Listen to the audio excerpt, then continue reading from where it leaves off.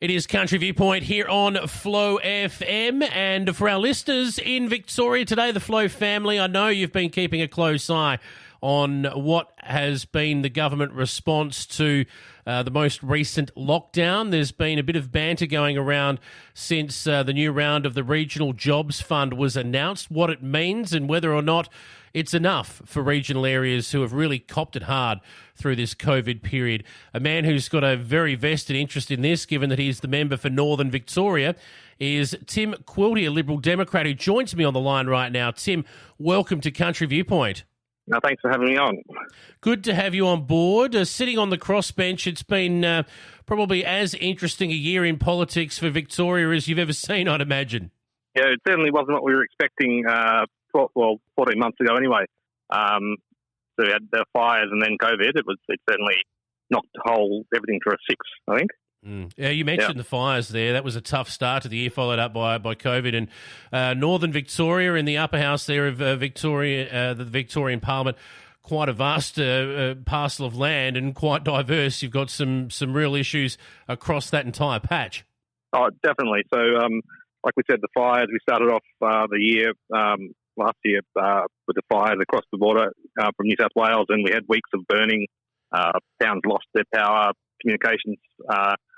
So the whole of January was this fires nightmare. And then we had the COVID, but on the river, we've had irrigation issues. It's a big and diverse area, and the only constant we have across it is the government in Melbourne not really paying any attention. There's money for Melbourne and nothing for the north. It's a good point, and I want to come back to that point in a moment, actually. But first, tell me what you're up to at the moment. I believe you're just getting a bit of a briefing or doing some learning around the Murray-Darling Basin situation at the moment for our irrigated listeners today, and there's plenty of those across Northern Victoria. Tell us where you are and what you're up to. Yeah, so we're in Rutherglen for a 2-day conference on the Murray River, and it's history and future. So they're looking at what's happened over the last 150 years with water use, mining, and all the things that have happened around the river, and what we can learn from that and where we need to go forward. So today's been a lot of history, and tomorrow is going to be about the politics and the future flows of the river. Tim, we're going to talk more about this in the future, obviously, once you've come out the other side of it and you've done it, because obviously there's a lot of issues around that for those involved in irrigation and those involved in the environment, those who want environmental flows for the Murray-Darling Basin system. But what's the number one thing that you've learned today so far about the history of the Murray-Darling Basin? Oh, well, there was a lot of interesting stuff about when the water was first used and mining and how much sediment went down the river flow. But probably the most interesting thing was looking at how saline the lower river was around the Murray mouth. Historically, they've done core sampling over the last 7,000 years, looking at what lived in the lower lakes, and they were not fresh lakes. They were brackish, salt. They were estuary. While there were periods where they had little fresh water, they were predominantly salty. And so a whole lot of the science on the Murray-Darling plan and the water we flush out to the sea to try and keep the lower lakes fresh is just a scientific nonsense. How we've changed the river and throws the whole plan into question, or certainly one part of it. Absolutely. Well, we're going to talk more about that in the future, and our South Australian listeners will be very interested to hear what you've got to say about that. I'm sure if we can get rid of the parochialism around it, we might actually get somewhere with this plan, Tim. Well, that's right. And we're being squeezed. In a drying climate, there is less water to go around. And then we've taken a bunch of water out for environmental flows uses, and some of which are not being used well. We're actually killing areas like the Gumbow Forest and around the Barmar Choke with environmental flows by wasting too much water there. So there's a whole bunch of problems in the system, but no one in the government level seems to want to make changes.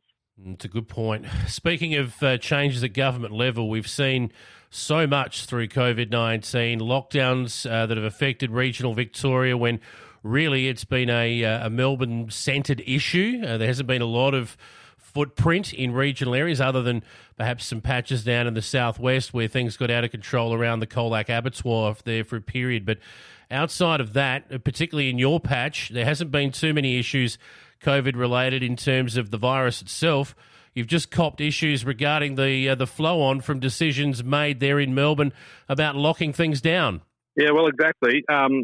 We had no virus. In almost all of Northern Victoria, there was no virus at all. In the places where we've had the outbreaks in the region, it's easy to control because we don't have the population density. The virus doesn't spread as fast or as quickly. So there was never any need to have the same rules applied across the state as we've had in Melbourne. But for this government, it's just easier to lock the whole state down. And we had the border closures from governments on all sides. We've had the lockdowns, and it's basically smashed businesses in the region. And it didn't have to happen. It's just that we're irrelevant to the Melbourne government, so they don't care enough to balance it off. Tim, I don't want to put words in your mouth here, but I've looked at the situation myself and commented on this program a few times. Would you describe the Andrews government's, particularly the most recent 5-day lockdown, would you describe their decision to lock down the entire state as lazy or just simply incompetent? Incompetent is the word I would go for. We've said lazy, but honestly, it didn't have to happen. There didn't have to be any lockdown at all, to be frank. They had the contact tracing get under control. We only had a handful of cases, all in one cluster. They already had them in quarantine before they locked us down, but they locked the whole state down anyway. So it was incompetent from one level, from all levels, but the whole idea that the whole state had to be locked down and then causing all the border closure issues that come with that was just absolute nonsense. I've got no good words to say for the government at all about it. No, and I understand entirely why. It's been frustrating to watch from afar and see the wreckage that has been caused for regional businesses. Now, with that said, we had an announcement earlier about the Andrews government announcing its new round of regional jobs fund. And now, how would you describe this? Is it enough for what regional people will require across the state, or does it not touch the sides? It's tokenistic nonsense. Look, I'm not a huge fan of these subsidies either. I've got to say, taking taxpayers' money and throwing it to a few selected businesses. If the government got out of the way and stopped throwing up hurdles and doing things to shut the economy down, we wouldn't need this kind of thing in the first place. We'd be able to get along and develop ourselves. So I hate the program for starters, and the amount of money that is just this tiny fraction of cash that's trickling onto us over it. At the same time as they're screwing up the rail standardisation plan, they just ditched the whole plan to standardise the rail tracks in Western Victoria, which is going to do hundreds of millions of dollars damage to the regional economy. But they say, here's a few dollars for grants to a few businesses that we find attractive, and vote for us again. And it's nonsense. It's a sad situation, this one, but good to get your thoughts on that situation as well as what's happening in the Murray-Darling Basin. Look forward to catching up with you, Tim, again in the future here on Country Viewpoint and getting your thoughts on a number of other different topics. Look forward to doing that, but all the best for today and the rest of tomorrow. We're learning about the Murray-Darling Basin. We'll catch up with you again here on Country Viewpoint. Excellent. Thanks a lot. I'll see you later.